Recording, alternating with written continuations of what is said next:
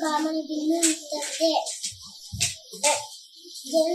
ಹುಡುಗರೆಲ್ಲ ಅಲ್ಲಿ ಆಟ ಆಡ್ತಿದ್ರು, ಹಾಯಾಗಿ ಆಟ ಆಡ್ತಿದ್ರು. ನನ್ ಗಾಯ ಆಗ್ತೈತೆ ಅಂತ ಹೇಳ್ತು.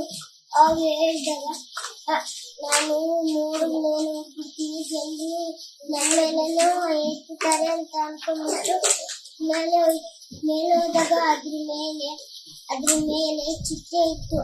ಮರ್ಕೊಂಡಿದ್ದಾಗ ಅಂತ ಹೇಳ್ತಿದ್ದಾಗ ಅಮ್ಮ ಎಲ್ಲಿ ಅಂತಿತ್ತು.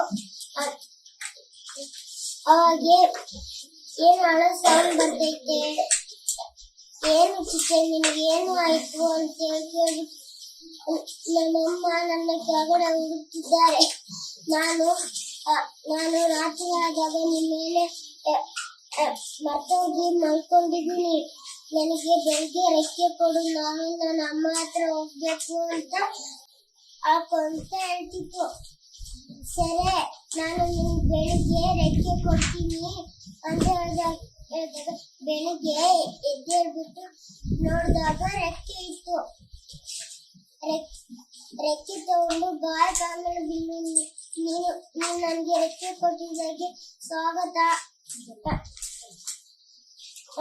ಹೆಲ್ಪ್ ಮಾಡಿದ್ಯಾ ನನಗೆ ಅಂತ ಹೇಳ್ಬಿಟ್ಟು ಅಮ್ಮನ ಹತ್ರ ಉಟ್ಕೊಂಡು ಹೋಗ್ಬಿಟ್ಟು ಅಮ್ಮ ಸಿಗ್ಲು ಹೋಗ್ತಿದ್ರು ಅಮ್ಮನಿಗೆ.